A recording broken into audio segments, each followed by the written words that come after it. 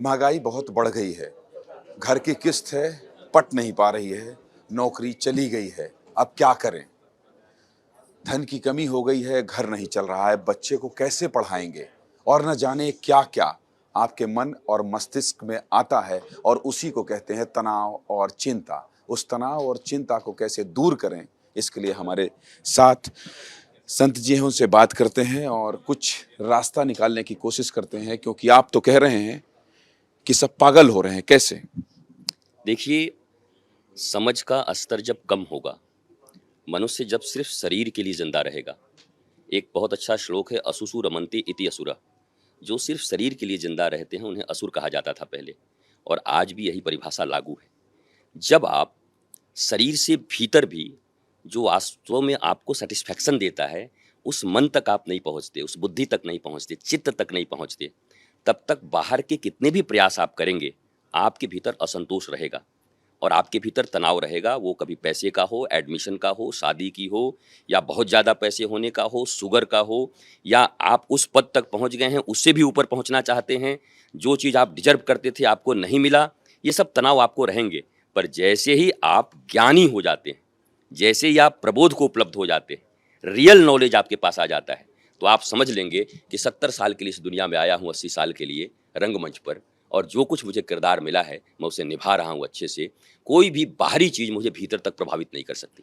मैं रितेश्वर महाराज जी आपसे ये पूछना चाहता हूँ कि आपको ये कब समझ में आया कि तनाव से मुक्त होना चाहिए? आपने भी तो कभी तनाव लिया होगा। लोग जानना चाहते हैं कि तनाव की जो शिक्षा देते हैं, कभी वो भी तनाव में थे?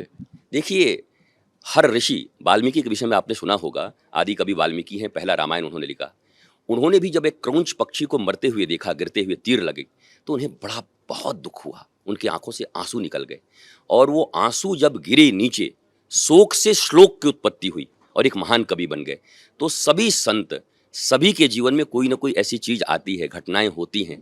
बुद्ध के जीवन में वो घटनाएं आपने सुनी होंगी। वही घटना मैं आपसे सुनना चाहता हूँ कि आपके जीवन में कौन-सी घटना हुई थी? देखिए, मैं भी एक सामान्य परिवार में जन्म लिया हुआ व्यक्ति हूँ, और वही चीज़ें जो आप देखते हैं मैं भी वही देख रहा हूँ। मुझे लगा, क्या मानव का जीवन यही है कि आपस में लड़ते रहें, झगड़ते रहें और पैसे के लिए प्रयास करते रहें, कभी रात में ठीक से सो नहीं पाते। हमने घर में भी देखा, अपने माता पिता को भी देखा, पड़ोसियों को भी देखा। मुझे लगा मुझे जीवन कुछ अलग जीना चाहिए, कुछ ऐसा होना चाहिए जिससे बाहरी वस्तु मेरे पास कम भी हो जाए, ज़्यादा भी हो जाए, पर मेरे भीतरी आनंद का कमी नहीं होना चाहिए। और वहाँ से मेरे भीतर परिवर्तन आना शुरू हुआ। बहुत साधु संतों से मैं मिला, और अंत में मैं अपने गुरु से मिल करके इस प्रबोध को पाया।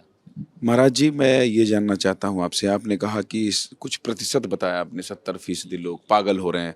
भारत में क्या प्रतिशत है आपको पागल होने का? क्या लगता है कि यहाँ अगर आप जिस तनाव मुक्ति की बात कर रहे हैं वो अगर नहीं हुआ तो भारत कितने वर्षों में पागलपन का शिकार हो जाएगा? देखिए, ये तो आरटीआई की बात है, आप पत्रकार हैं, ज़्यादा जानते हैं, पर मैं आपको पक्का कह सकता हूँ कि आप दिल जानो पराई हाल, अपने घर और अपने आस पड़ोस की स्थिति देख लीजिए कि उनके घर में फूफा जी की क्या हालत है, उनकी बेटी की हालत क्या है, उनके बेटे की हालत क्या है, हमारे घर में बच्चों की हालत क्या है। तो आप देखेंगे कि मुझे लगता है 50% से ऊपर तो लोग हो ही चुके हैं, साइकिक हो चुके हैं। भारत में 50% से ज़्यादा लोग साइकिक हो चुके हैं, आप ये कह रहे हैं? जी, जी, मैं ये कह रहा हूँ, लेकिन मेरे पास, मैंने कोई माप नहीं किया है, लेकिन जब आप उनसे बात करेंगे, और मुझे लगता है अगर कोई बैरोमीटर, पैरामीटर और लैक्टोमीटर होता होगा उसको भी मापने का, क्योंकि कुछ होता नहीं है, आप बता नहीं सकते कौन पागल है, कौन नहीं पागल है। राजा की गद्दी पर बैठा हुआ आदमी पागल होता है और कहीं भी कुछ गिरा देता है, परमाणु गिरा देगा, पूरी पृथ्वी समाप्त हो जाएगी, कुछ खबर नहीं क्या हो सकता है। अच्छा स्वामी जी, मेरे 2 सवाल और हैं। एक सवाल तो ये कि आपको लगता है कि मस्जिदों में साउंड कम हो जाना चाहिए, आपको लगता है? आपने कहा, आपने ये भी कहा जब आप प्रेस कॉन्फ्रेंस कर रहे थे कि एक बैरिस्टर परिवार के लोग 15 मिनट के लिए पुलिस हटाने की बात करते हैं, कैसे कह सकते हैं? ये ओवैसी, मस्जिद, हिजाब, इनके बिना आपको लगता नहीं है कि बात पूरी की जा सकती है? मैं एक बात मानता हूँ कि भारत देश है, और मैं आपसे कहूँ कि क्या आपका ये शरीर आपके टाँग के बिना, आपके पैर के बिना, आपके नाक के बिना क्या पूरा नहीं हो सकता? आपका कान काट दें तो आपका शरीर पूरा नहीं हो सकता? तो अपंग कहलाएँगे, आप अपंग कहलाएँगे, विकलांग कहलाएँगे। और मैं विकलांग भारत की परिकल्पना नहीं रखता, मैं अखंड और सुंदर भारत की परिकल्पना रखता हूँ। ओवैसी भी वहीं पर हैं, मैंने कहा सभी भारतीय हैं, लेकिन उनके जो बोल हैं, उनके जो विश्व वमन हैं, और समाज को जो बाँटने की प्रक्रिया उन्होंने की है, अगर ये जारी रहा तो भारतवर्ष में जो इस्लामिक कंट्री में जो अशांति है, वही अशांति यहाँ आ जाएगी। भारत बहुत शांत देश है, सेकुलर है, शांत है, और सेकुलरिज्म वहीं बचती है जहाँ हिंदुओं की संख्या ज़्यादा होती है। यहाँ ठीक-ठाक है संख्या? अ, हिंदुओं की, हाँ, भारत में है, हिंदुओं की संख्या बहुतायत में है, सनातन धर्मी और हिंदू बहुतायत में है। हिंदू और सनातनी खतरे में है, तकलीफ है उनको कुछ, आपको लगता है? देखिए तकलीफ तो मैं आपको कहा ना कि आप कश्मीर एक बार चले जाओ, केरल चले जाओ, आपको तकलीफ समझ में आ जाएगी। दिल्ली के कॉलोनी में चले जाओ, आपको तकलीफ समझ में आ जाएगी। किनसे तकलीफ है? देख तकलीफ तो आपको पता है किनसे तकलीफ है, जो लोग स्वामी जी, आप जब बोलते हैं पूरा देश सुनता है। मैं आपसे इसलिए ऐसे सवाल कर रहा हूँ क्योंकि बहुत सारी चीजें जो मेरे मन में लोग जाना, किनसे तकलीफ है? देखिए आपको मैं बता रहा हूँ, संविधान का नाम लेकर के भी भारत के संविधान के प्रति जिनकी आस्था नहीं है और जिनके जीवन का एक ही उद्देश्य है कि भारत को धार्मिक राष्ट्र, धार्मिक मतलब मजहबी राष्ट्र बना देना है। और आप अच्छे से जानते हो कि कौन लोग चाहते हैं कि भारत को धार्मिक राष्ट्र बना दिया जाए और संविधान को छोड़ करके आने वाले समय में उनके पुस्तकों के अनुसार जैसे अन्य जगह पर शासन चल रहा है यहां भी चले। यद्यपि उनके लोग भी सहमत नहीं हैं, क्योंकि अफगानिस्तान को देख करके वो लोग भी डहल गए हैं कि अगर यही शासन है तो हमें ये शासन नहीं, हमें भारत के संविधान का शासन चाहिए। मदरसा बोर्ड है तो और कौन सा बोर्ड बनना चाहिए? आपने मदरसा बोर्ड का भी जिक्र किया। जी, अब 15% जो लोग थे, 20% लोग थे, उनके लिए मदरसा बोर्ड पूरे देश में है। उनको सब्सिडी दी जाती, उनको आर्थिक सहायताएँ दी जाती। जहाँ 2% लोग हैं, उनके लिए कॉन्वेंट संस्कृति बना दी गई, वो उनका मैकाले का बोर्ड बना दिया गया। और जो 80% हैं, उनका सनातन बोर्ड नहीं बना आज तक।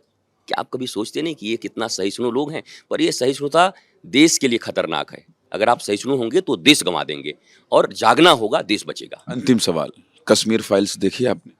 कश्मीर फाइल्स मैंने देखी है, लेकिन जो हॉल में मैंने देखने का कहा था, अभी हमारी कहीं न कहीं एक हॉल बुक होगी और मैं अपने पूरे बच्चों के साथ पूरे हॉल में, पूरा हॉल मेरा ही रहेगा, उसको मैं देखने वाला हूँ, लेकिन मैं उसे देख चुका हूँ एक बार। मुख्यमंत्री भूपेश बघेल से भी आपकी मुलाकात हुई, छत्तीसगढ़ आए हुए हैं, उन्होंने भी कश्मीर फाइल्स देखी। कांग्रेस बीजेपी आप किसी दल से नहीं है, छत्तीसगढ़ ठीक चल रहा है? देखिए, छत्तीसगढ़ की जनता ने 15 साल से जो सरकार चल रही थी, उस सरकार से असंतुष्ट थी और उन्होंने एक नया सरकार दिया है। इस सरकार के पास 5 वर्ष हैं। 5 वर्ष के बाद ये सरकार भी एग्ज़ामिनेशन टेबल पे बैठेगी, इनका एग्ज़ाम होगा और उसमें जनता तय करेगी कि ये पास हुए कि फेल हुए। नितेश्वर महाराज जी ने बहुत बेबाकी से अपनी बात रखी और तनाव, जैसा कि मैंने आपसे कहा था कि फीस पटाने से लेकर बच्ची के शादी तक का तनाव पिछले 1 घंटे से कम मैं तो ये कह सकता हूँ कि मैं तनाव मुक्त इस हॉल में जरूर हुआ हूँ।